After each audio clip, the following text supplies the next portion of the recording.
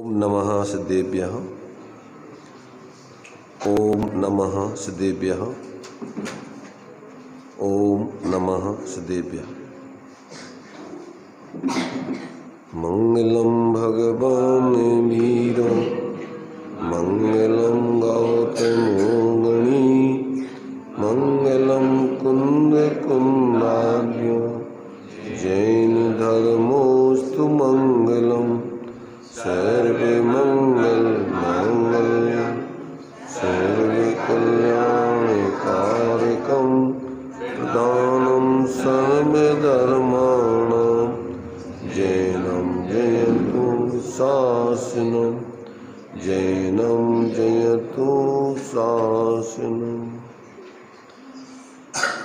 जीवम जीवम लवम जैन जैननि नीतं देवीन्द्रवन्दं वन्दे तं सर्वदा शिरसा।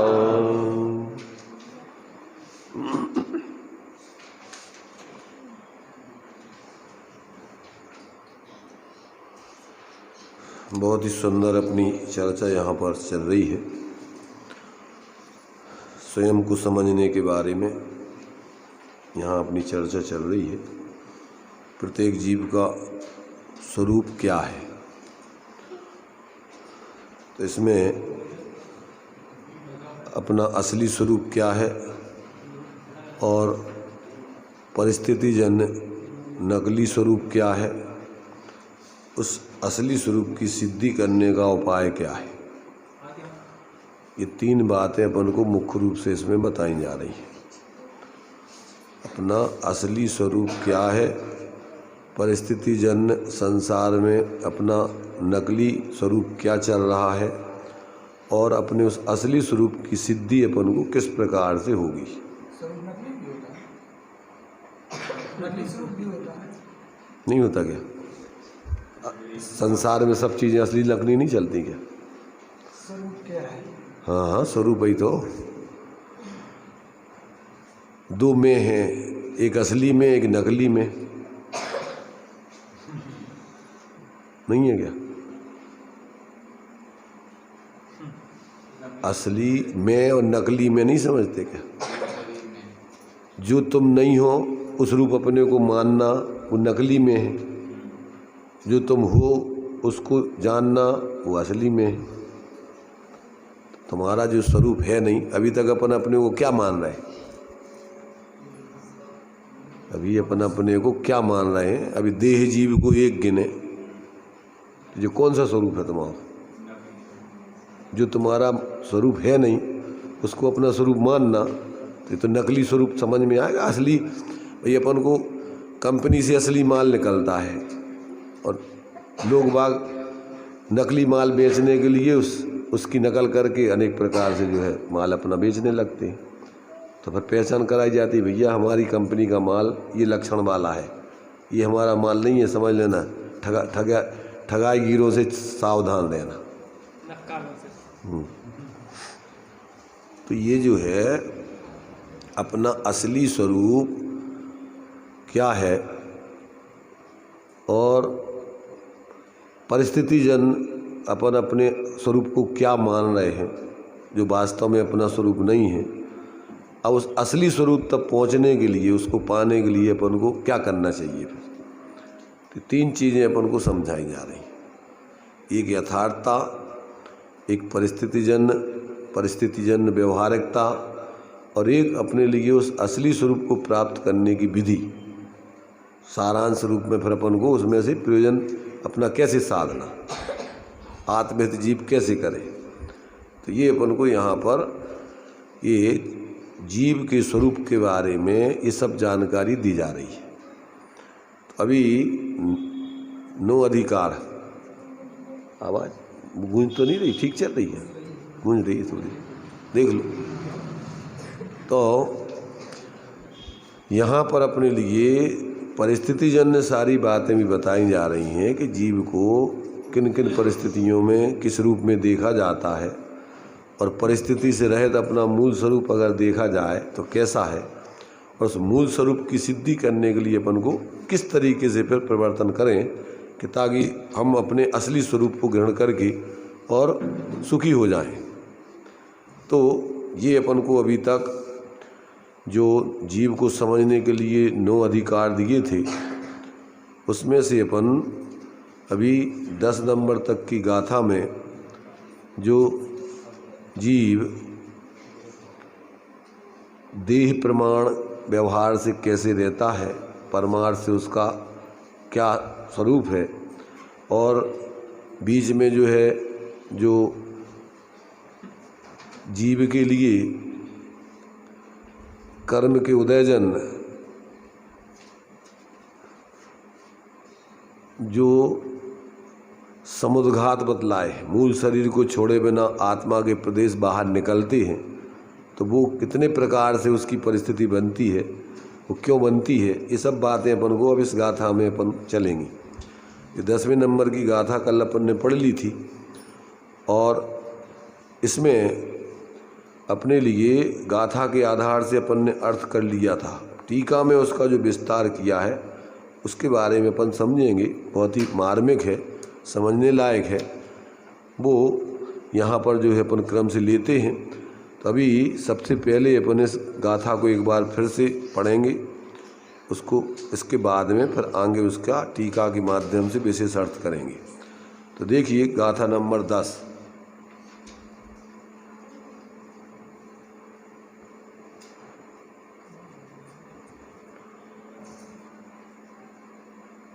नहीं, आवाज़ तो आ ही रही ना, कहाँ से आ रही? आ रही, उसी में से आ रही।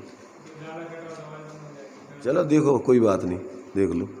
पर क्या अभी तक कभी ठीक रहा था, कभी बीच में गड़बड़ करता, क्या हो रहा? नहीं, कहीं यहाँ तो नहीं कुछ रखा है जैसे आवाज़ कर रहा हूँ। एक वो माइक दूसरा था, वो कहाँ गया? ईगो, उसको तो ईगो तो बंद ही कर दो ना, बंद है। देखिए सब लोग जो है आ रही अच्छी, ठीक है, अच्छी आ रही थी। चलो बीच में थोड़ी सी ईगो आवाज़ सा करता। चलिए देखिए गाथा बोलते हैं अपन लोग, एक बार हम बोलेंगे, आप लोग भी उसको दोहराएंगे और बाद में फिर उसका अर्थ हमने कल किया था, अगर लोगों को ध्यान में हो तो उनसे पूछें, न तो फिर से उसका अर्थ लेके आगे चलेंगे।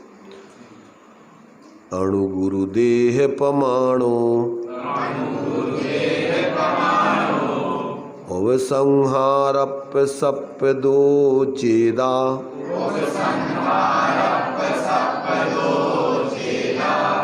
असमोह दो बवहारा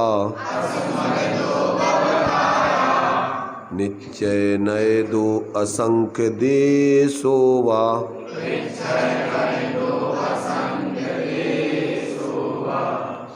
एक साथ बोलेंगे। अणु गुरु देह पमाणु संहारप सप दो चेदा असमोह दो बवहारा निश्चय नय दो असंख्य देशोवा। इसका अर्थ है कल अपन ने पढ़ा था गाथा से, लगाएंगे कोई क्या? चलिए आप लगाएं। छोटा और बड़ा छोटा और बड़ा देह के प्रमाण से संकोच विस्तार की शक्ति के कारण यह आत्मा रहता है। उसमें भी असमोह मतलब कि जो समुद्घात का उस परिस्थिति को छोड़ करके, और निश्चय से देखा जाए तो असंख्यात प्रदेशी रहता है। व्यवहार से तो ये जो छोटी बड़ी देह रहती है व्यवहार से है, निश्चय से संख्यात प्रदेशी है। हाँ, इसमें देखो सीधा सीधा अर्थ है गाथा के आधार से। तो अणु गुरु देह पमाणु, अणु माने छोटा, गुरु माने बड़ा, देह माने शरीर, पमाणु माने बराबर,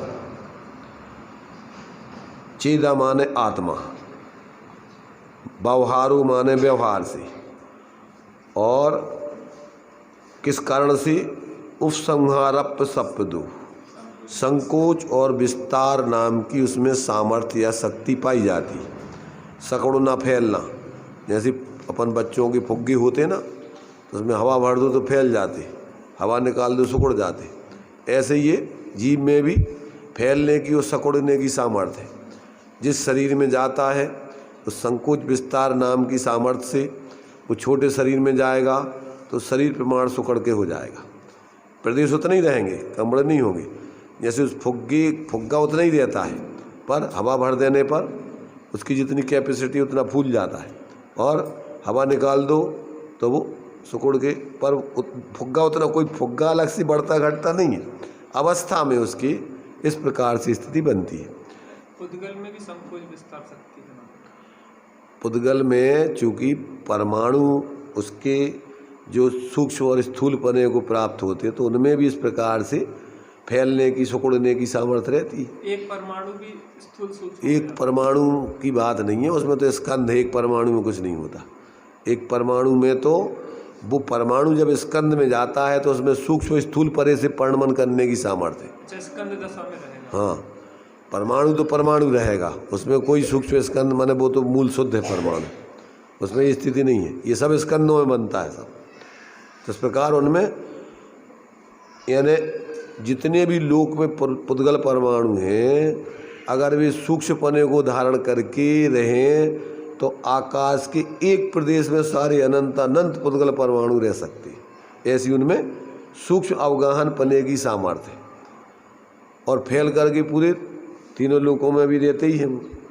तो मतलब ये है कि वो उनमें भी अपनी सूक्ष्मपना और स्थूलपने होने की सामर्थ्य है, पर परमाणु अपने गुणों में से कोई कम नहीं हो सकते। उसमें से जितने गुण हैं उनमें अनंत गुण ही रहेंगे, और उसकी प्रति समय पर्याय प्रत्येक परमाणु की अपनी होती रहती।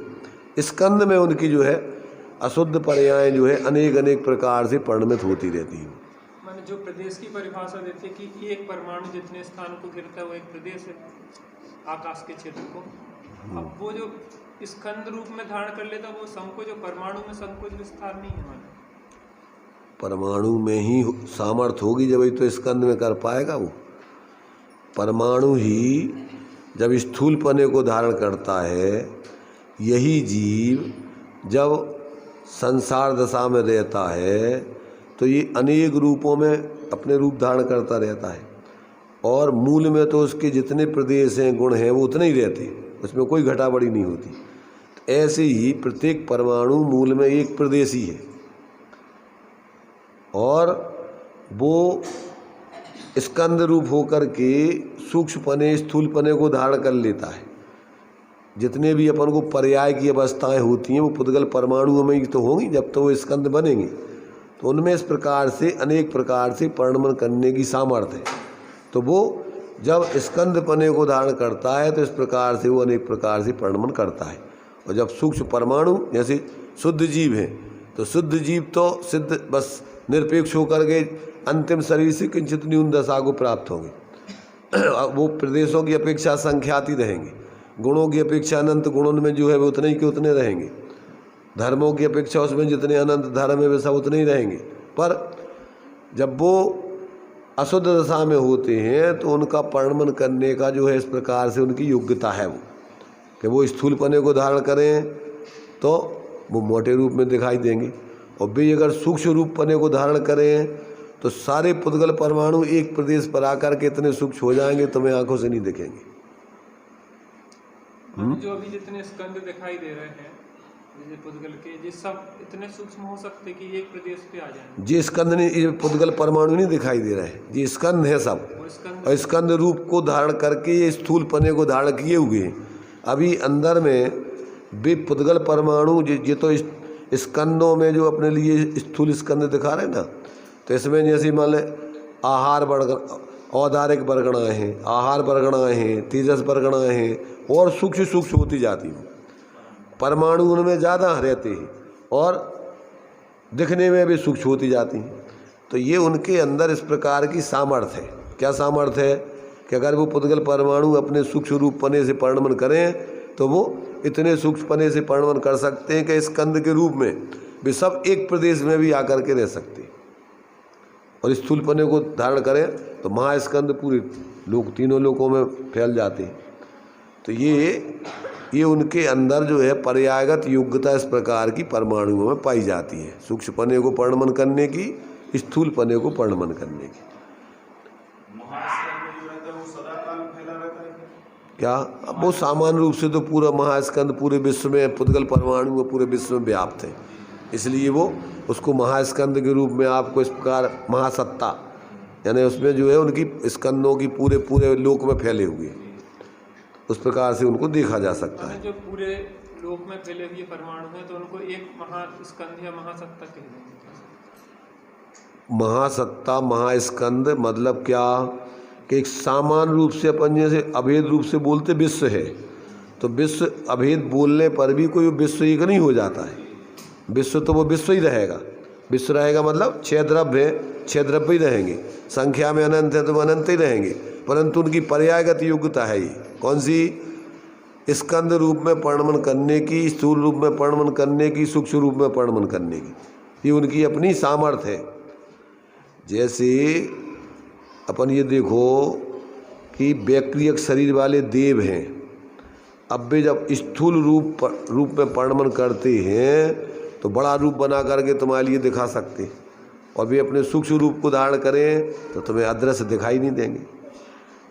जो व्यंतर आदि जो होते हैं तो ये सूक्ष्म शरीर धारण कर लेते हैं, उनके पास जो बोल रहा है ना कि उनके पास वैक्रियक शरीर है, अगर उनके लिए बना करके तुम्हारे लिए नकली तुम्हारे लिए दिखाना है, कुछ करना है, तो वे स्थूल पना धारण करके इस प्रकार से परिणमन कर सकते।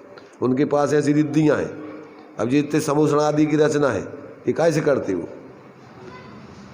सब उनके पास जो रिद्धियाँ हैं, तो उसके माध्यम से स्थूल रूप में परिणमन करके आपको सब पूरी संरचना बनाएंगे, और उसमें लोग आकर के बैठेंगे, सब सुनेंगे, सब दिखाई देगा वो। और अगर उसको विघटित करना है तो उन्होंने अपने उसको सूक्ष्म रूप को धारण करके और उसको विघटित करके अब तुम्हें कुछ नहीं दिखेगा, अदृश्य हो जाएंगे, पुद्गल परमाणु सूक्ष्म बन जाएंगे। हाँ, अपन को आंखों से नहीं दिखेंगे, परंतु भगवान के ज्ञान में तो जितने पुद्गल परमाणु हैं वो सब दिखेंगे, स्कंद हैं वो भी दिखेंगे, पर स्थूल ज्ञान में, अपने इंद्रिय ज्ञान में भाषित नहीं होंगे वो।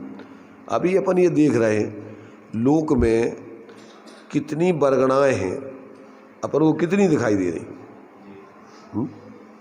यहाँ पर अभी टीवी में अपन चित्र लगाओ, पूरे चित्र दिखाई देते, सब कुछ यहाँ दिखाई देने लग जाएगा, पर अपन को अभी ऐसे में नहीं दिखाई दे रहा है। तो वो उनका पुद्गल परमाणुओं का अपना इस प्रकार से परिणमन करने की सामर्थ्य है। जब आपको प्रकट करने के लिए, अब मोबाइल में आप शब्द बरगणाएँ हो रही हैं पूरे में, अब उसको जो स्टेशन लगाओ तुम, या जिसमें अपन को पकड़ना है उसको लगाओगे, आवाज़ यहाँ से उसकी प्रकट होने लग जाएगी, दिखाई देने लग जाएगी। तो ये मतलब उनका पुद्गलों का अपना इस प्रकार से परिणमन करने की सामर्थ्य है कि वो जो है सूक्ष्म रूप से भी परिणमन कर सकते हैं, स्थूल रूप में भी परिणमन कर सकते हैं। और जितने प्रकार की बरगणाएँ हैं उन बरगणाओं का अपना अपना कार्य है। अब भाषा बरगणा है, पूरे लोक में ठसाठस भरी हुई है, आवाज़ आपको आ रही क्या? अब जब उसका उपयोग करते हैं तो भाषा बरगणा शब्द पन्ने को धारण करके प्रकट होती है, अपने कानों में आती है, अन्यथा सामान्य रूप से है वो विद्यमान। तो मतलब उसका कार्य रूप में परिणमन होता है तो कितने रूपों में हो सकता है वो अलग है, और सामान्य रूप से उनकी सामर्थ्य है तो उनमें विद्यमान है। अभी अपने पास ज्ञान की सामर्थ्य है जानने की, पर जहाँ उसको लगाएंगे वो चीज़ें अपने ज्ञान का गेय बनेंगी, ज्ञान में आएंगी। नहीं लगाएंगे तो अपने ज्ञान में ज्ञात नहीं होंगी। तो अब ज्ञान में ऐसी सामर्थ्य तो है, पर उसका उपयोग करने पर वो आपको भाषित होगी, और उपयोग नहीं करोगी तो उसका ज्ञान भाषित नहीं होगी। तो ऐसे ही जो है पुद्गल परमाणुओं की बरगणाओं का माने स्वरूप विद्यमान है कि वो कितने कितने प्रकार से परिणमन कर सकती हैं, कैसे परिणमन कर सकती हैं। पुद्गल परमाणु उतने ही रहेंगे, पर उनमें जैसे 4 गति 84 लाख योनियों रूप में परिणमन करने की जीव की व्यावहारिक शक्ति है। तो अब ये जब उस प्रकार से कर्मों के साथ निमित्त नैमित्तिक संबंध बनता है तो ये 4 गति 84 लाख योनियों रूप अवस्था को प्राप्त करके भटकता रहता है। तो ये सब उसकी व्यावहारिक शक्ति है। ऐसी पुद्गलों में भी अपना व्यावहारिक परिणमन करने की कितनी सामर्थ्य है वो सब है, और उसको अपन शास्त्रों में जो दिया हुआ है पूरा का पूरा कितने कितने रूपों से परिणमन होता है वो सब उसमें व्यक्त होने की पर्याय में योग्यता है, और उस प्रकार का व्यक्त होकर के अपन को प्रकट दिखाई देता है। अभी अपन वैज्ञानिक तरीके से कितनी खोजें कर रहे हैं, क्या है ये सब? यहाँ बैठे हुए हैं, अमेरिका में क्या हो रहा है, यहाँ बैठे बैठे अपन सब अपने ज्ञान में ज्ञात हो जाएगा। इकाई की सामर्थ्य है, ज्ञान की जानने की सामर्थ्य है, पुद्गलों की इसका परिणमन करने की सामर्थ्य है कि उनको ऐसा परिणमन करके आपको वहाँ की चीज़ें यहाँ व्यक्त कर देंगे उसको। साक्षात यहाँ बैठे हैं और कहाँ विश्व के किसी भी कोने में कोई हो, आपको अभी मोबाइल में यहाँ पर उसको दिखाई देने लग जाए। लाइव चलती रहती ना, पूरे दुनिया में। क्या है ये सब पुद्गलों की अपनी सामर्थ्य है।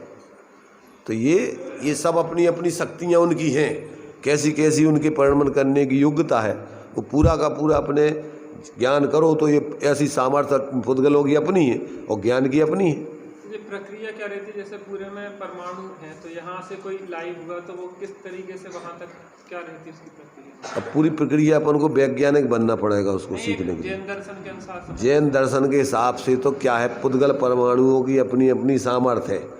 तो निमित्त नैमित्तिक संबंध से उनका ये सब संबंध बनता है। कोई चीज़ वहाँ से यहाँ नहीं आ रही, वो वहाँ का जो है यहाँ तुम्हारे लिए, इनके यहाँ के परमाणुओं में तुम्हारे लिए वो उस जाति का परिणमन करके तुम्हें दिखा देंगे, समझे ना। वहाँ के कोई आदमी है तो वो तो आना नहीं है यहाँ, क्या करेंगे वो? उन जैसा जो भी वहाँ उनका स्वरूप है वो यहाँ के पुद्गल परमाणु तुम्हारे लिए प्रकाश के रूप में, लाइट के रूप में उसका प्रतिबिंब बना करके तुम्हें दिखा देंगे। और जैसे साक्षात वो दिख रहे और वो जो क्रियाएं कर रहे हैं वो प्रतिबिंब में पूरा का पूरा निमित्त नैमित्तिक संबंध से तुम्हें पूरा उसकी प्रतिक्रिया यहाँ दिखाई देगी। वे भोजन कर रहे, वे क्या कर रहे, अभी खेल चल रहा है तो अब पूरी दुनिया में, विश्व में अब लाइव हो रहा है।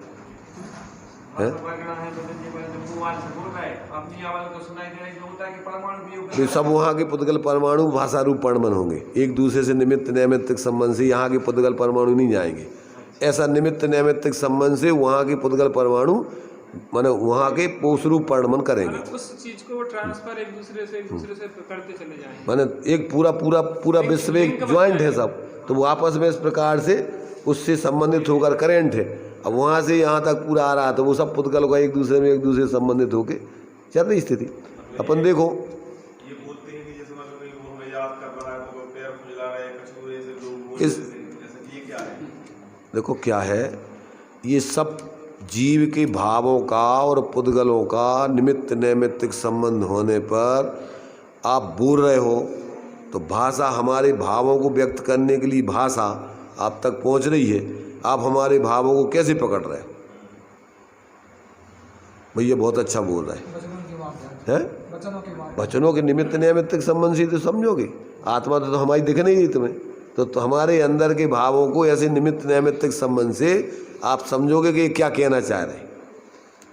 तो ऐसा माने परस्पर में निमित्त नैमित्तिक संबंध से पुद्गलों के माध्यम से जीव का ज्ञान, जीव में ज्ञान है, समझने का सामर्थ्य है, वो समझता है।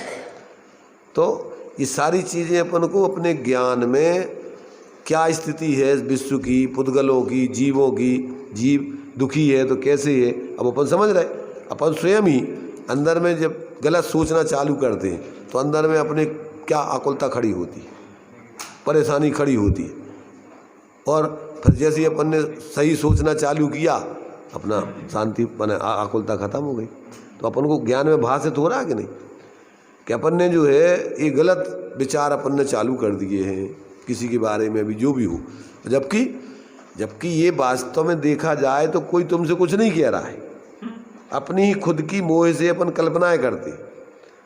तो ये सारी चीज़ें अपन को जब समझ में आएंगी तो अपन जो है परेशान होने का कारण जो अपन स्वयं अपने ही ज्ञान में भ्रांति पैदा करके, सिद्धांत में विपरीत मान्यता बनाकर और जो गलत तरीके से सोचना चालू करते हैं, उससे आकुलता खड़ी होती। और उससे निमित्त नैमित्तिक संबंध से पौधगलिक वर्गणाएँ भी जीव के साथ में क्या होती, पूर्व की उदय में आ रही हैं, नई वर्गणाएँ बन रही हैं, वो सब ऐसा निमित्त नैमित्तिक संबंध चल रहा है परस्पर में। तो ये सारी चीज़ें जब समझ में आएंगी कि प्रति समय के अपने जो है जो भी भाव होते हैं वो सब पौद्गल परमाणुओं को आकर्षित करके अपने में एक क्षेत्रावगाही संबंध लेकर के कारमण वर्गण आदि के रूप में वो बंध जाती, और फिर उदय में आकर फिर उस जाति का निमित्त नैमित्तिक संबंध से जीव जुड़ के फिर भाव बिगाड़ता है। और यदि ये अपनी यथार्थता को समझ के और इन उदय में न जुड़ करके अपनी सहजता में रहता है तो पूर्व के बंधे हुए कर्म निर्जित होते जाते, नए कर्म आकर के बंधते नहीं हैं, तो धीरे धीरे अपनी सामर्थ्य जो है आत्मा की सामर्थ्य प्रकट होती है। और वो अपनी सामर्थ्य प्रकट हो जाए तो अपन सबसे अप्रभावित रह करके फिर सहज रह सकते। कुछ ना कुछ विचार चलते रहते, उन्हीं में अंदर अंदर एक संघर्ष सा चलता है, कभी अच्छे कभी बुरे, तो सदा संभालने का बहुत प्रयास करते लेकिन फिर वो बह जाते। देखो क्या है, अपने लिए ये ऐसी खोटी आदतें पड़ी हुई हैं, कुसंस्कार पड़े हुए हैं कि अपने लिए उन संस्कारों को क्षीण करने के लिए ज्ञान का बहुत ज़बरदस्त बल लगा करके और अपने अंदर आत्म परिणमन के लिए ज्ञान से अपन जब उसको समझेंगे और समझ करके उस प्रकार से अपन जुड़ेंगे नहीं तो वो परिणमन नहीं होगा। वो तो इस अपने ऊपर है, कोई दूसरा तो कराता नहीं। उन्हीं परिस्थितियों में एक व्यक्ति सहज रहता है और दूसरा व्यक्ति बहुत विचलित हो जाता है। कौन करा रहा है उसको विचलित? उसके कुसंस्कार उसको स्वयं उद्वेलित कर रहे। तो ये जब अपन को ऐसा बोध हो जाता है तो ये सारी चीज़ें अपने जीवन में फिर जो सहज रहने की कला है, अप्रभावित रहने की कला है, वो अपने जीवन में जब आती है तो अपन कोई हर परिस्थिति में अपन सहज रहेंगे, प्रभावित नहीं होंगे, उद्वेलित नहीं होंगे, और वो ही उसी का नाम धर्म है। तो ये जो है अपन को इन सब बातों को, पुद्गल की क्या सामर्थ्य है, जीव की क्या स्थिति है, दो द्रव्यों में ही अशुद्धता शुद्धता होती है। अब पुद्गल शुद्ध रहे चाहे अशुद्ध रहे, उसको कोई सुख दुख है नहीं, वो जानता नहीं है। सिर्फ जीव ही है कि जिसके लिए वैभाविक परिणमन करने पर दुख होता है, आकुलता होती है, परेशान होता है, और स्वाभाविक परिणमन करने पर वो सुखी रहता है, आनंद में रहता है, आकुलता नहीं होती उसको। तो उपदेश सारा का सारा किसको है? ये सब जीव को है, और जीव स्वयं उसके ज्ञान में आता है। अगर वो समझ करके जीता है तो उसको समझ में आता है कि अपन वास्तव में अब कितने सहज रह पा रहे हैं, कितने अप्रभावित रह पा रहे हैं, ये सब अपने ज्ञान में आता है। परिस्थिति तो अपने अंदर मानसिकता अपन मोह से ही तो बनाते हैं सब, और जब ये अपने अंदर का ज्ञान पूर्वक इस मोह को छीण कर देंगे तो फिर अप्रभावित रहेंगे, ज्ञान में ज्ञात सब होगा और उस प्रभावित किसी से नहीं होंगे। सैनी जीव के हाथ में ही, असैनी को तो ऑटोमेटिक सब जैसा चल रहा है तो चल रहा है। ऑटोमेटिक कुछ नहीं चल रहा है, वे सब कर रहे हैं, उनको पता नहीं है कि हम क्या कर रहे हैं, क्योंकि उनके अंदर ज्ञान की इतनी जागृति नहीं है कि वे इस प्रकार समझ सकें कि अपने आत्मा की सत्ता अलग है, ये शरीर आदि की सत्ता अलग है, ये विकारी भाव अपने गलत सोचने से, गलत परिवर्तन करने से हो रहे हैं, ऐसा वो निर्णय नहीं कर सकते। इसलिए उनकी उदयजन्य परिस्थिति में वो जुड़ करके, और जो परिस्थिति बनती है और जैसा उनका भी परिणमन होना है वैसा चलता रहता है। इसलिए ये सारी बातें जब संगी पंचेंद्रीय जीव हो जाता है तो वो ही निर्णय करके, समझ करके अपने सम्यक जीवन को जी सकता है। और यदि वो इस बात को, सही बात को नहीं समझे तो उसका सम्यक जीवन अब जो चल रहा है मोहजन, परिस्थितिजन, उसी में निरंतर नए तरीके से, माने पुराना जीवन जो कर्म बंधे आदि है उसकी परिस्थिति बन रही है, उसमें फिर नए तरीके से जुड़ के अपने को यथार्थ स्वरूप न समझ के फिर नए तरीके से अपन कुसंस्कार बना के आगे के लिए फिर अपनी तैयारी कर रहे हैं। तो ये जो है, जब तक जीव को अंदर में ज्ञान में ऐसा भाव भाषित नहीं होता है तब तक उसकी ये सब परिस्थितियाँ चलती रहती, उसको कौन बदले? तो ये तो अपन खुद अपने प्रत्यक्ष देख रहे हैं ना, इसमें अनुभव में आ रहा है कि प्रत्येक व्यक्ति वास्तव में देखा जाए तो अपनी कल्पनाओं से परेशान है। कैसे परेशान है? अपनी ही कल्पनाओं से, मिथ्या कल्पनाओं से परेशान है, और वो मिथ्या कल्पनाएं ना करे तो परेशानी कौन दे? उसका मूल स्वरूप तो कसाय रहे थे, उसमें कसाय पैदा करने का स्वरूप नहीं है। तो ये तो माने अपने मूल स्वरूप को भूल करके और इन परिस्थितियों में जुड़ करके निरंतर जीव रात दिन संकल्प विकल्प करता रहता है, और उसके माध्यम से नए संस्कार डालता रहता है, और कर्मों का भी निमित्त नैमित्त संबंध से आश्रय बंद करता है, आगे के लिए फिर परिस्थितियों में जाके पैदा हो जाता है, फिर वही अपनी स्थिति जीता रहता है। ये तो अब ये प्रत्येक व्यक्ति स्वयं समझ सकता है। अपन देखो, हर व्यक्ति जो है अपने ज्ञान पूर्वक अपने कुसंस्कारों को बदलता है, समझ रहे हैं ना। जितना जितना व्यक्ति को यथार्थ ज्ञान होता जाता है उतना उतना जीवन में उसके अनावश्यक फालतू के विकल्प, जो कुसंस्कार है, उसके जो परिवर्तन है, जो सोच है, वो सब बदलता जाता है। और जैसे जैसे वो इस प्रकार के सम्यक अपने स्वभाव के नज़दीक आता जाएगा, वैसा वैसा उसके जीवन में और सामर्थ्य अंदर से आत्मा का बढ़ता जाएगा। भाई आत्मा की सामर्थ्य तो अनंत सामर्थ्य है। अभी अपन देखते हैं ज्ञान में अपन जानने का काम निरंतर करते रहते हैं, पर कितना ज्ञान कम हो जाता है। तो ज्ञान तो देखो, ज्ञान गुण है तो वो तो शाश्वत है। अब उसका उपयोग पर्याय में अपन जानने का उसका स्वभाव है, तो ये जानने से कोई उसका कम माने उसमें कोई कमी बड़ी नहीं होती है। पर अब उसमें साथ साथ अपने लिए जो मोह चल रहा है, उस मोह के माध्यम से व्यक्ति उस ज्ञान में जानने का काम होने पर जो मोह के माध्यम से उसमें तुम्हारी कल्पनाएं चलती हैं। यहाँ अपन नहीं थे पहले, तो अपना किसको अपन अपना मानते थे? यहाँ पर अपन पैदा होने के बाद भी जितनी जितनी तुम्हारे लिए जानकारी दी जाती है, उतने उतने अपन संबंध मोह के बनाते जाते हैं। जैसे मान लीजिए अभी बच्चे पैदा हो गए, अब उनके लिए ज़्यादा जानकारी नहीं दी जाए तो उनको कुछ नहीं पता है, वे अपने सामान्य जीवन जिएंगे। और जैसे जैसे उनको अपन जिस तरीके की ज्ञान जानकारी देते जाते, उतना उतना उनके तत्संबंधी विकल्प बढ़ते जाते। अभी अपन जैसे पैदा हो गए, तो अभी तो अपना एक प्रकार से जिससे पैदा हुए हैं उनसे भी अपन ने संबंध जानकारी दे करके बनाया है। अगर पैदा हो करके जानकारी नहीं दो तो पता ही नहीं है कौन तुम्हारे माता पिता हैं, कौन क्या है, कुछ नहीं है। तुम पैदा हो करके स्वतंत्र घूमोगे, विचरण करोगे, जो परिस्थिति बनेगी उस प्रकार के तुम्हारे विचार होंगे। पर यहाँ क्या है कि यहाँ अपन पैदा होते हैं, पैदा होते साथ माँ बाप उनके लिए जानकारी देते रहते हैं, परिवार के लोग, जो भी मित्र लोग, सब जानकारी देते हैं। उससे क्या है कि अपने ज्ञान में एक अपन खाका बनाते रहते हैं और उसको मजबूत करते रहते, और फिर ज़िंदगी भर उसी खाके में जीते रहते, कल्पनाएं करते रहते। अभी शादी नहीं हुई जब तक अपना कोई रिश्ते नहीं है, किसी पत्नी से, किसी के पति से, किसी बच्चों से, किसी से कुछ नहीं। अब शादी हो गई, कौन कहाँ से आया पता ही नहीं है क्या कोई संबंध।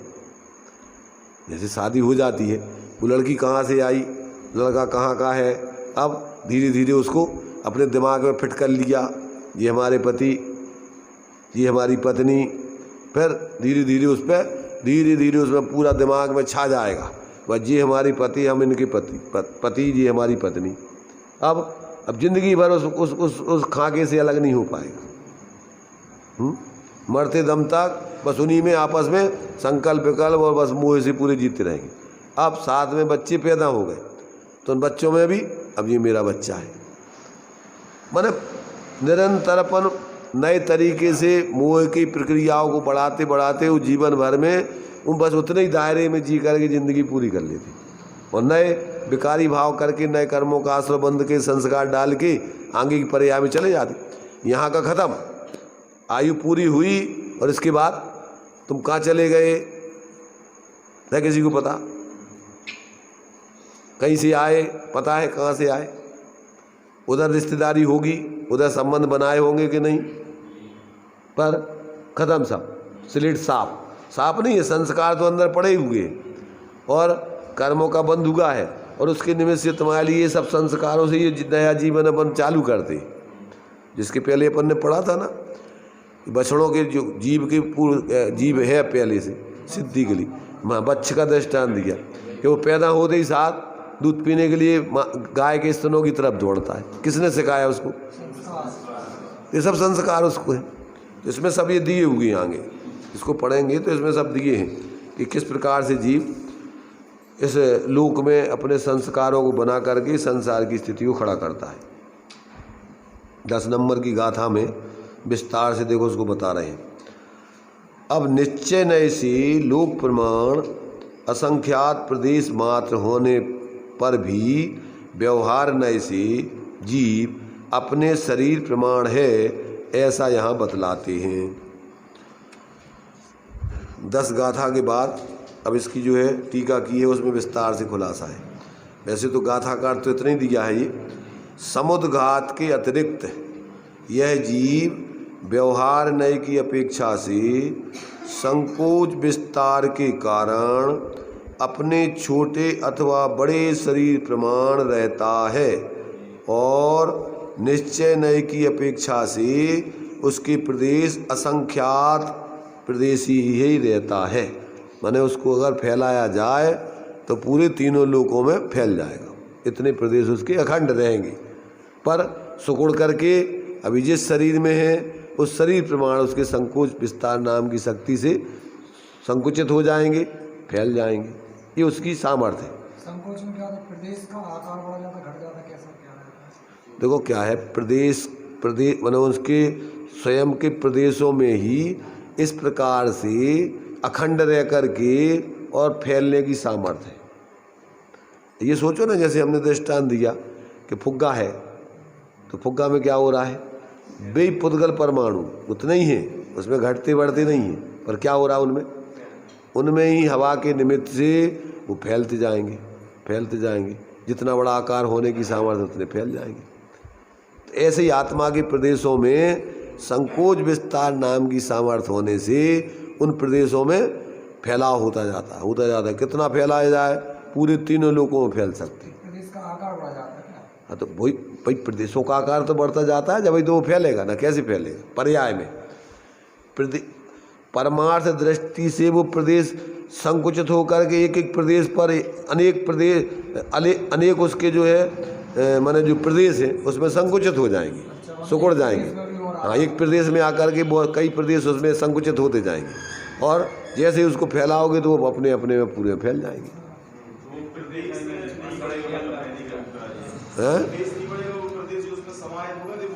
हाँ, तो वो प्रदेश जो संकुचित होकर के एक ऊपर एक आ गए सब, तो वो प्रदेश जो है सब में फैल जाएंगे फिर उसकी अपेक्षा से। पर उनमें जितने प्रदेश हैं वो प्रदेश उतने ही रहेंगे, पर उनमें संकुचित और विस्तृत होने की सामर्थ्य कि वो जो है प्रदेश सुकड़ करके एक के ऊपर एक होकर के इतने में आ जाएंगे, और फैलाओगे तो फैल करके पूरे तीनों लोगों में फैल जाएंगे।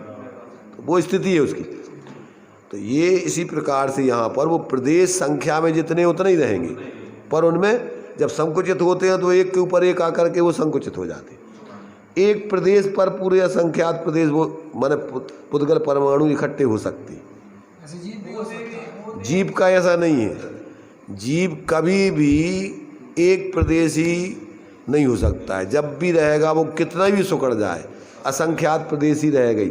अभी आगे इसमें देखो खुलासा कर रहे हैं। असंख्यात प्रदेश ही तो रहेगा। हाँ, लेकिन इस स्थान की अपेक्षा एक प्रदेश पर नहीं आ सकता है। उसमें भी वो आकाश के असंख्यात प्रदेश ही घेरेगा। हाँ, क्योंकि असंख्यात के असंख्यात भेद हैं, तो वो सूक्ष्म रीति से अल्प माने वो लघु असंख्यात घेरेगा, पर उसमें असंख्यात प्रदेश ही घेरता है। ऐसा नहीं है कि जैसे पुद्गल परमाणु, पुद्गलों में अनंत पुद्गल परमाणु एक प्रदेश पर आकर रह जाएं, ऐसे आत्मा के असंख्यात प्रदेश एक प्रदेश के वाले हो जाएं। मुख्य रूप से 8 प्रदेश तो उसके ज्यों के तो स्थिर रहते, वो 8 प्रदेश तो सुकड़ ही नहीं सकती। हाँ, वो 8 प्रदेश रुचिक आदि प्रदेश बोलते हैं, वे तो गोस्तनाकार के ज्यों के तो उतने ही रहते, उनमें संकोच विस्तार नहीं होता है। 8 प्रदेश, अब उनके माध्यम से बाकी प्रदेशों में संकोच विस्तार होता है। आकाश के एक प्रदेश पर नहीं आएंगे, नहीं आ सकते वो कभी। तो उसके 8 प्रदेश मध्य के रहते हैं, वो मध्य के प्रदेशों में संकोच विस्तार नहीं होता है, वे केंद्र है, और बाकी प्रदेशों में संकोच विस्तार होता रहता है। तो इस प्रकार से उनकी स्थिति बनती है। अब इसमें देखो खुलासा किया, इसको अपन पढ़ लेते हैं थोड़ा। सबके पास, जिनके पास पुस्तकें हैं देखेंगे, सुनेंगे, नहीं हो तो उसको सुनेंगे। पढ़ने की कोई है जोर से बोलने वाला? बोलो। ठीक है। निश्चय से अपने देह से भिन्न और केवल ज्ञानादिक अनंत गुण समूह से अभिन्न ऐसे निःशुद्धात्म स्वरूप की उपलब्धि के अभाव से तथा देह की ममता जिसका मूल है, ऐसी आहार, भय, मैथुन, परिग्रह, रूप, संज्ञा आदि समस्त रागादि विभावों से आसक्ति का सद्भाव होने से जीव रागादि विभाव भावों में आसक्ति का सद्भाव होने से जीव ने जो शरीर नाम कर्म उपार्जित किया है, उसका उदय होने पर यदि जीव अपने छोटे तथा बड़े देह के बराबर होता है। वह कौन होता है? चेतन अर्थात जीव। किस कारण? संकोच तथा विस्तार से। शरीर नाम कर्म से उत्पन्न विस्तार और संकोच रूप जीव के धर्म से ऐसा अर्थ है। माने जीव में ऐसा धर्म है, संकोच विस्तार नाम का, जो उसमें धर्म कहो, सामर्थ्य कहो, शक्ति कहो, स्वभाव कहो, उसमें ऐसा है। क्या है कि वो संसार अवस्था में शरीर के निमित्त से जो शरीर मिलता है, उस शरीर के बराबर, शरीर से भिन्न अपने स्वरूप को यानी उसकी आकार को बना करके वहाँ रहता है। तो ये जो है उसमें ऐसी स्वयं की सामर्थ्य कहो, धर्म कहो, शक्ति कहो, ये उसका ऐसा स्वभाव है। तो इसलिए ये उसके कारण से, उसको कोई दूसरा करने वाला नहीं है। तो ऐसा उसमें स्थिति बनती संसार स्थिति में। अब उसमें क्या किस कारण से दे रही है कि मूल में तो ये बतलाया है कि निश्चय से अपने देह से भिन्न और केवल ज्ञान आदि अनंत गुण समूह से अभिन्न ऐसे निज शुद्धात्म स्वरूप की उपलब्धि के अभाव से क्या हुआ, इसको अनादिकाल से ऐसे अपने स्वरूप को प्राप्त नहीं किया, उसका अनुभव नहीं किया। और क्या किया तो कहते हैं कि उसने इस प्रकार से अपने स्वरूप की उपलब्धि के अभाव से तथा किया क्या है, देह की ममता जिसका मूल है। देह की ममता माने क्या, यही मैं हूँ, ममता माने मैंपना। उस शरीर में ही अपना मोह करके अपनापना करते हुए ये जीव क्या करता है, अब उस शरीर के निमित्त से आहार, भय, मैथुन, परिग्रह, ये चार संज्ञाएं सभी जीवों को लगी हैं अनादिकाल से। सभी जीवों को क्या है, भूख, और क्या होता है, भूख लगती है सबके लिए, भयभीत रहते हैं हमेशा, और विषय भोग आदि की उसको अंदर में संज्ञा बनी रहती है, और बाहर परिग्रह धारण करने की स्थिति, बाहर में चीज़ों को ग्रहण करने की उसकी भावना, और अंदर में अंतरंग परिग्रह मोह है। 24 प्रकार के परिग्रह में परिग्रह 24 भेद त्याग करे मुनिराज जी, तृष्णा भाव चेत घटती जान घटाइए। तो अंतरंग का परिग्रह है मिथ्यात, क्रोध, मान, माया, लोभ, हास, रति, अरति, शोक, भय, जुगुप्सा, स्त्री पुरुष नपुंसक भेद के भाव। ये क्या है, ये भावात्मक अपना विकारी परिणाम रूप परिग्रह है। और बाहर में जो संयोग आदि हैं बाहर के, इस प्रकार से बहिरंग परिग्रह है। 10 प्रकार का बहिरंग मूल में बताया, उसमें सब आ जाता।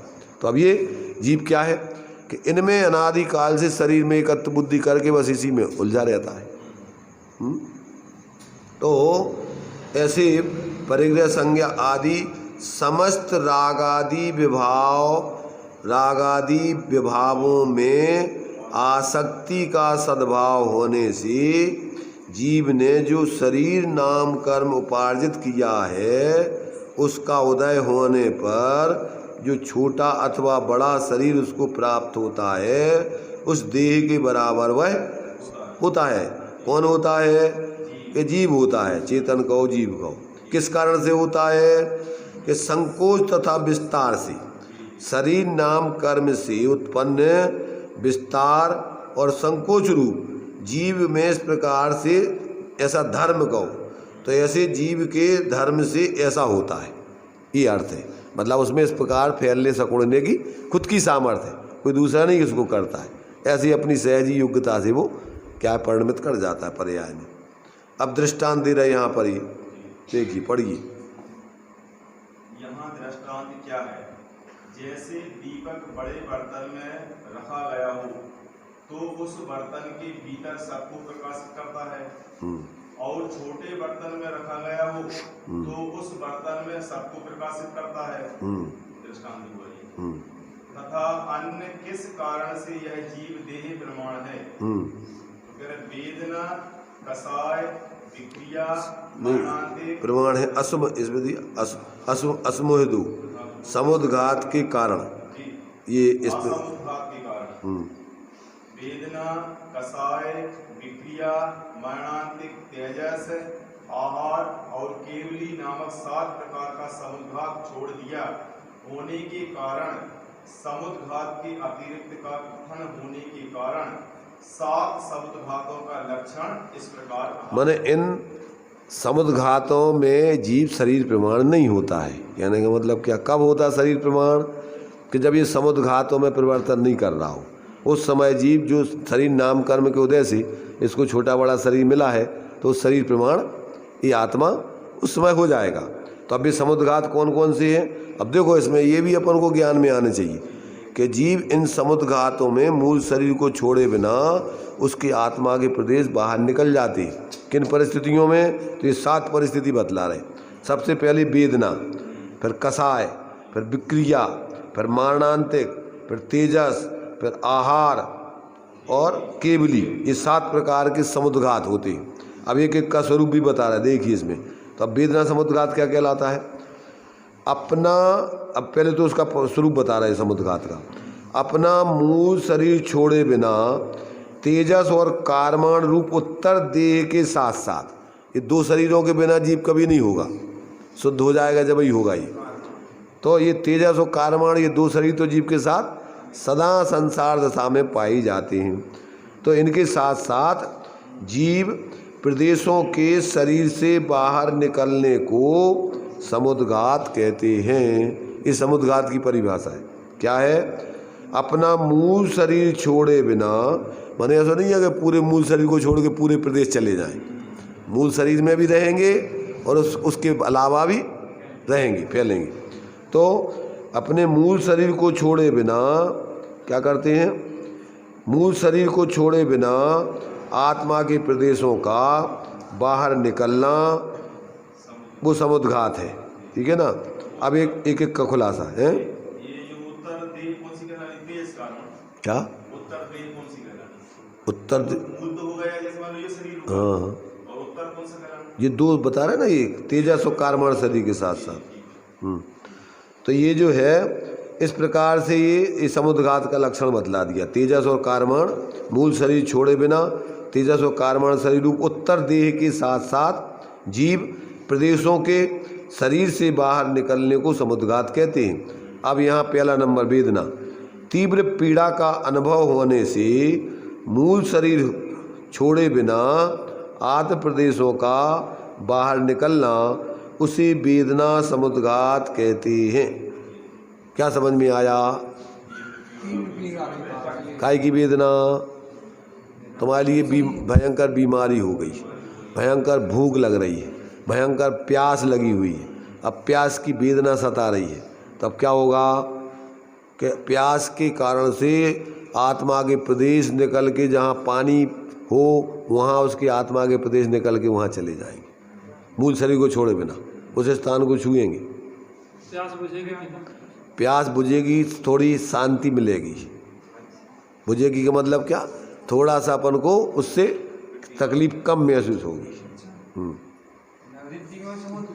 रिद्धि नहीं, ये तो सामान्य जनता की बात चल रही, सबकी बात है। ये तो तुम्हारे लिए तकलीफ हो रही है, आत्मा के प्रदेश तुम्हारे उस तकलीफ को दूर करने के लिए स्थान ढूंढेंगे। क्या तुम्हें भूख की वेदना है, प्यास की वेदना है, बीमारी की वेदना है, जो भी तुम्हारी वेदना चल रही है, उससे आत्मा के प्रदेश तीव्र वेदना में निकल के उस अपनी वेदना को दूर करने के लिए वहाँ तक चले जाएंगे और अंतर्मुहूर्त में वापस आ जाएंगे। देखो, जिसकी सब अपनी अपनी गति संबंधी सामर्थ्य है, समझ रहे हैं? कौन जीव की कितनी सामर्थ्य है, उसको किसके प्रदेश कितने निकलेंगे, वो एक अलग प्रक्रिया है। परंतु अभी सामान्य स्वरूप बता रहे। प्रश्न है, मतलब सब हाथ है ना, बस जैसे प्यासी सो जाए तो सपने में पानी आने के लिए कैसे पास? क्या? जैसे कभी सो जाता पानी पी ला। चलो छोड़ो हाथ से, सुनो पहले। हाँ हाँ, जैसे कभी जैसे कोई व्यक्ति प्यासा है, ठीक है, अब जैसे उसका नहीं बन पाया, अब रात्रि में पानी नहीं पीना, है, अब सो गया, अब सपने में पानी पीता है, ठीक है, उस पर क्या सिस्टम चलता है? क्या सिस्टम चलता है? कुछ नहीं चलता है। देखो सपने में अभी तो अपन दिन में जैसे अपन को भावना होती है पानी मिल जाए, पानी मिल जाए, तो अपन विचार चल रहे हैं, पर तीव्र वेदना होने पर आत्मा के प्रदेश पानी जहाँ हो वहाँ छू करके भी आ जाएंगे। ऐसे स्वप्न में भी अगर तीव्र वेदना हो रही है पानी की प्यास की, तो स्वप्न आया, स्वप्न के साथ तुम्हारे आत्मा के प्रदेश जहाँ पानी है वहाँ उस स्थान को छू के भी आ सकते। समुद्र घात जो होता है तो स्वप्न सुप्त दशा में कोई भी दशा में हो सकता है। वो तकलीफ आपको हो रही है वो किसी भी स्थिति में हो सकता है। उसके लिए की स्थिति में जो रहते हैं कोमा की स्थिति का तो अपन बेहोशी है, उसको अपन को कुछ नहीं पता, पर अपन को नींद में है अथवा जागृत अवस्था में है, उसको तकलीफ हो रही है, तो तकलीफ को दूर करने की दृष्टि से वेदना समुद्रघात उसको हो सकता है। जैसे अपन पढ़ते जी प्रैक्टिकल करें, कूद है, अब अभी अपन प्यास बैठ हैं, घंटा 2 घंटा तो हो सकते हैं ऐसे। बोल रहे हैं ना कि किसी को भी तीव्र वेदना हो सकता है, उसमें कुछ नहीं है। तो ये जो है ये वेदना समुद्रघात में आत्मा के प्रदेश निकल के आत्मा से बाहर उत्तर शरीर के साथ वहाँ जा सकते हैं। कहाँ तक जाएंगे वो उसकी अपनी योग्यता है। नंबर 1, तो उसमें वेदना कई प्रकार की हो सकती है, किस जाति की वेदना है उस जाति का। नंबर 2, तीव्र कसाय के उदय से मूल शरीर को छोड़े बिना अन्न का घात करने के लिए आत्म प्रदेशों का बाहर निकलना, उसे कसाय समुद्रघात कहते हैं। होता है, अरे निकलते हैं, घात करता है कि नहीं करता है की बात नहीं है, घात नहीं होगा, परंतु तुम्हारे आत्मा के प्रदेश जिस पे गुस्सा आया, जिस पे तुम्हारी कसाई हुई, और वहाँ तक तुम्हारे आत्मा के प्रदेश चले जाएंगे। सामने वाले को भी अगर जागृत है तो महसूस होता है कुछ कि यार कोई अपन को आज कोई ऐसा लग रहा है जैसे कोई घटना घटने वाली है, तो ऐसी स्थिति भी बनती है। तो ये जो है कसाय के अंतर्गत व्यक्तियों की इस प्रकार की कसाय समुद्रघात होता है।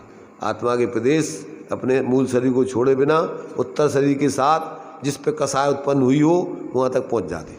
जैसे मान लीजिए अब ये दीपायन मुनि का है, तो दीपायन मुनि का तो चूँकि वो अशुभ तेजस पुतला निकला, अब वो पुतला नहीं निकले, पर आत्मा के प्रदेश निकल के जिस पे गुस्सा आ रहा है उसको ऐसा तुम्हें लगे भाव, और प्रदेश निकल के वहाँ तक छू के आ जाए। तुम्हारे पास अब मान लो तेजस अशुभ तेजस होता तो वो जा करके उसका घात भी कर देता, और आकर के बाद में तुम्हारा भी घात करके समाप्त हो जाते। सब कसाय सामान्य से कसाय का स्वरूप है।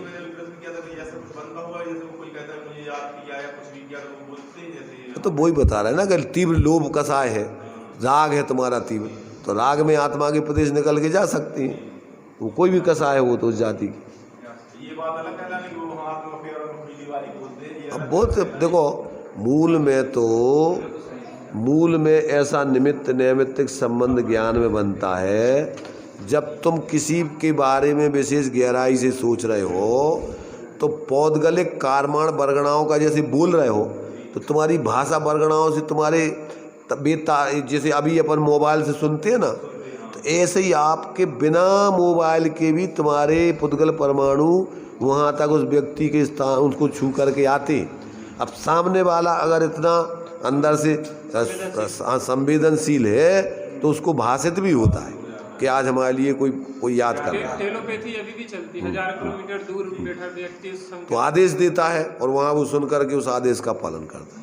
तो ये जो है ऐसा निमित्त नैमित्तिक संबंध से विचारों का संप्रेषण के द्वारा और पुद्गल परमाणुओं का आदान प्रदान होता है। अब ये शब्दों का अपन तो प्रत्यक्ष देख रहे हैं ना फोन का, ये क्या है, तुम यहाँ बोल रहे हो और तुम्हारी बिल्कुल जो कि सेम भाषा उसमें परिणत होकर पुद्गल में उधर कैच कर रही है। अपन मोबाइल में बोलो, आवाज़ अपन बिना देखो नहीं, अपन पहचान जाएंगे कौन बोल रहा है। तो ये पूरी की पूरी सेम वो पुद्गल परमाणुओं के परिणमन, जैसे वो शब्दों से प्रत्यक्ष में बात करता है तो पुद्गल परमाणु सुनते हैं, ऐसे ही वो वहाँ पर इनडायरेक्ट रूप में भी जितनी तीव्रता के साथ संप्रेषण होगा वहाँ तक उसके विचारों की संप्रेषण के माध्यम से और पुद्गल के परमाणु उस व्यक्ति तक पहुँचते हैं। ये तुम्हारे से ये जो ये बतलाते ना, जैसे हिप्नोटिज्म वगैरह होता है, वशीकरण, वो क्या है? वो भी यही है, सब मंत्रों के द्वारा, विचारों के द्वारा दूसरे को प्रभावित करना। यहाँ पे वो मंत्र जपता रहता, वहाँ पे वो उसको, हाँ उसको, हाँ जो भी होता वो मंत्रों में इस प्रकार से, वही है वो संप्रेषण शक्ति, प्रत्येक व्यक्ति की अपनी अपनी, कितना कौन किसको प्रभावित करता है वो सिर्फ निमित्त नैमित्तिक संबंध से, ऐसा ये सब अपन को ये पूरी की पूरी जानकारी, और अपन 24 घंटे इसका अनुभव भी करते।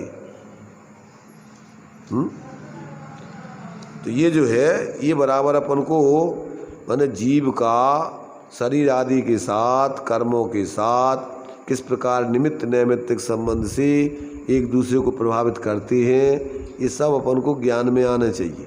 और यही अब देखो, अब इसी के कारण से संसार चल रहा है। मूल में तो अपन को क्या है, अगर अपना ज्ञान जागृत होकर के अपन अप्रभावित रहें तो कुछ नहीं, शरीर नष्ट हो जाए, कुछ भी हो जाए, अपन सहज अपने ज्ञान में रहेंगे।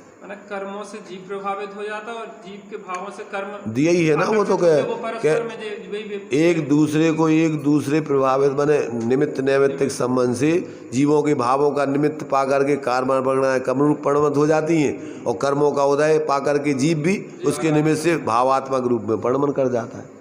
सबका परिणमन अपना अपना है, पर उसमें निमित्त नैमित्तिक संबंध उनका एक दूसरे बनता है।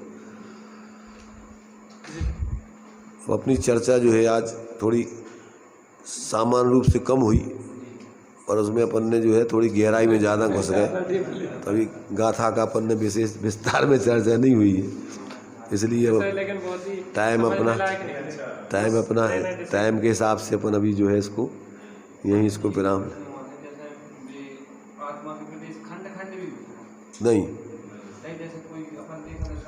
अरे भाई देखो, उसके लिए समझो, छिपकली की पूंछ कट गई, वो छिपकली बाहर में तुम्हें उसकी पूंछ तड़पती हुई दिख रही, पर बीच में अभी जो कार्माण और तेजस शरीर के साथ आत्मा के प्रदेश हैं उससे पूरे जुड़े हुए हैं, कनेक्टेड हैं। जब तक वो आत्मा के प्रदेश उससे जुड़े रहेंगे तब तक वो पूंछ उचकती रहेगी, और जैसे उसमें से पूरे खिंच के इस शरीर में आ जाएंगे वो पूंछ निष्क्रिय हो जाएगी, तो वो खंड नहीं होती, कोई आत्मा अखंड ही रहेगी। उसमें बीच में तुम्हें चूँकि कार्माण और तेजस परगणा के शरीर के साथ आत्मा के प्रदेश दिख नहीं रहे, बस इतना अंतर रहेगा। इतना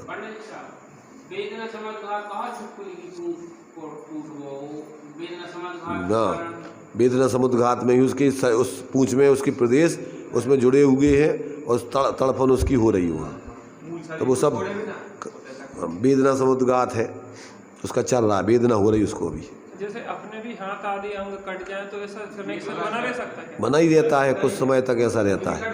अभी अपन ये देखो मैंने, हाँ इसमें जो निमित्त नैमित्तिक संबंध से तो अपन जब तक मरने के बाद कितने समय तक उसका सर्कुलेशन बना रहता है, आंखें वगैरह दान दी जाती हैं, अंग दान दिए जाते, तो कितने समय तक उसका उसमें सहजता बनी रहती, बाद में फिर मृत हो जाती वो सब। आत्मा चला जाने पर भी आत्मा के निमित्त से जो उसमें परिणमन हो रहा था पुद्गल परमाणुओं का, अभी वो कितने समय तक उसका प्रभाव रहेगा, वो उसका प्रभाव कितने समय तक रहेगा, अब वो बना रहेगा। अब भले ही आत्मा चली गई तब तक वो उसको दे, दूसरों को दे सकते, उसको सुरक्षित रख सकते। जैसे आता है कि जैसे रक्तदान वगैरह से उचित रहता है क्या? देखो क्या है, इन चीज़ों में अपने लिखी धार्मिक दृष्टि अलग है, लौकिक दृष्टि अलग है। धार्मिक दृष्टि से विचार करते हैं तो इसके लिए मानते भैया एक दूसरे का सहयोग कर रहे हैं, व्यवहारिक दृष्टि लौकिक दृष्टि से। पर धार्मिक दृष्टि से अपन को शरीर का कोई भी अंग खून आदि देना योग्य नहीं माना जाता है। इसलिए इन सब चीज़ों को अपन अब एक दृष्टिकोण लौकिक है, एक धार्मिक है, तो दोनों को अलग अलग उसके तरीके से देखो उसको। अभी आजकल लोग शरीर को दान कर देते मरने के बाद, अब मांस है मरा हुआ, अब उसको क्या दान करना, उसमें जीव पड़ते रहते, उसमें अनंत जीव पड़ते रहते, उस दृष्टि से अपन देखें तो फिर ये योग्य नहीं है कुछ भी। पर अब लौकिक दृष्टि से भैया अब ये शरीर अपने काम का नहीं है, दूसरों के काम में आ रहा है, आ जाए अपना क्या जा रहे हैं, तो एक लौकिक दृष्टि हो गई।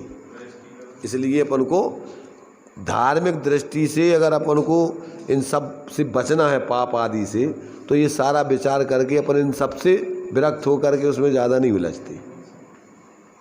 चलिए। बस प्रश्न पे विराम दें, समय काफी हो गया है। ये जो है अब इसमें अपने लिए अब प्रश्नोत्तर तो यही में इतने हो गए कि अलग से कुछ पूछने लायक कुछ नहीं है। 9:45 बज रहा है। इसलिए यहीं पर अपन इसको विराम देते हैं, बाद में अब अपनी चर्चा चलेगी।